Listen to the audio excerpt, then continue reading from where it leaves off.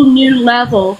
And my husband and I belong to a support group called While We're Waiting, and Parents of Murdered Children. That's the name of the group. And it's a national organization.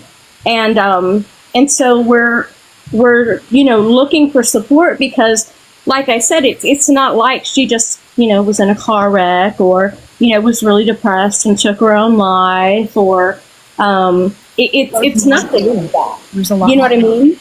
It's deeper than that. And like I said earlier in the podcast, if you can explain to me how my daughter supposedly took her own life and then crawled under 2 trees, explain that to me. Physics. Explain that.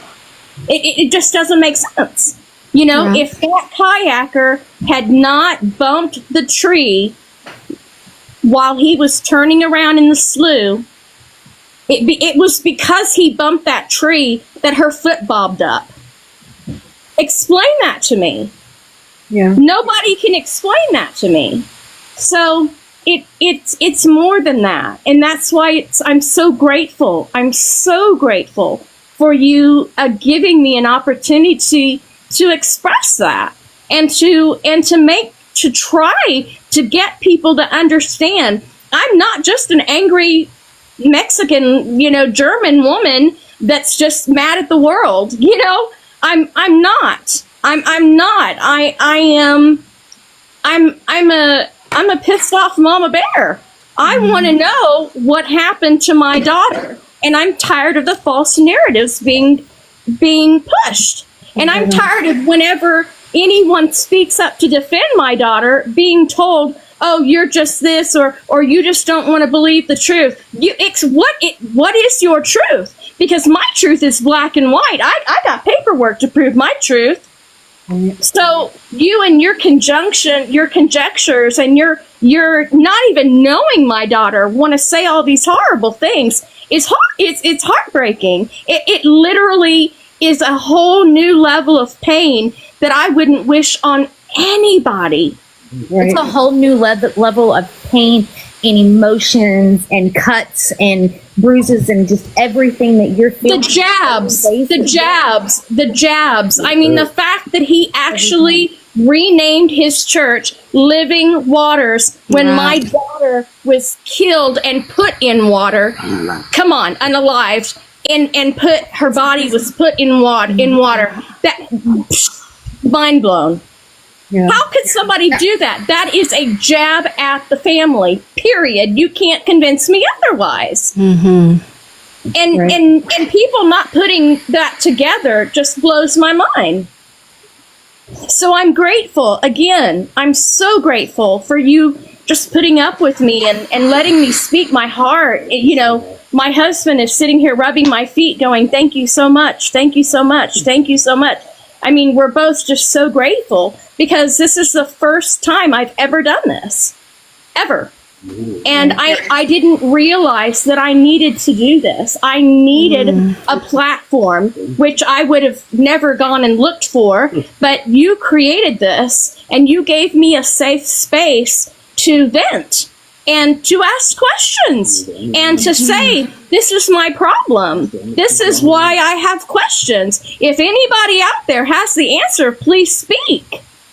So I'm not out here trying to blame people. I'm not out here. I'm asking real questions. I wasn't attacking Ken. I was asking real questions. If you were there for 2 years, tell me what took you so long to see? This was a real question. It wasn't a blame. It wasn't a jab or an attack.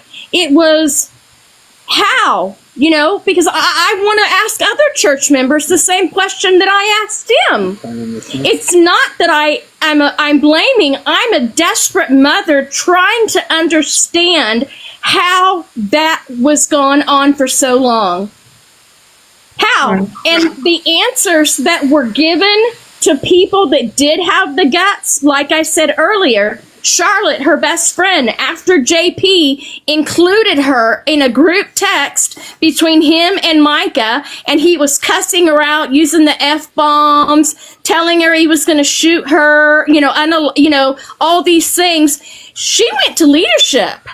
And she went to the elders and said, look, this is what JP is doing, and I don't know what to do. Help me. I don't know what to do. And they told her, we know that JP is out of control, but we can't do anything about it because JP knows so many people that they felt like they would do better having JP there. They were doing more good than he was doing bad. There was no one monitoring him, no one pulling in the reins. There was none of that. There's none of that. No accountability. And this is what happens, absolute chaos, when one man is put in a position to just run havoc. This is what you get.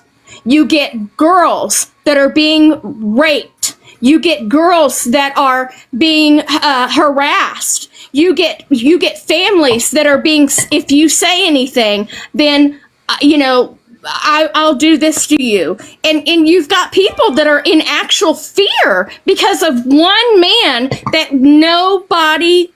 everyone was afraid to pull the reins back and say, whoa, horsey, your wagon is out of control. Nobody would do that. And the fear has got to go in Jesus' name. No more fear. No more fear.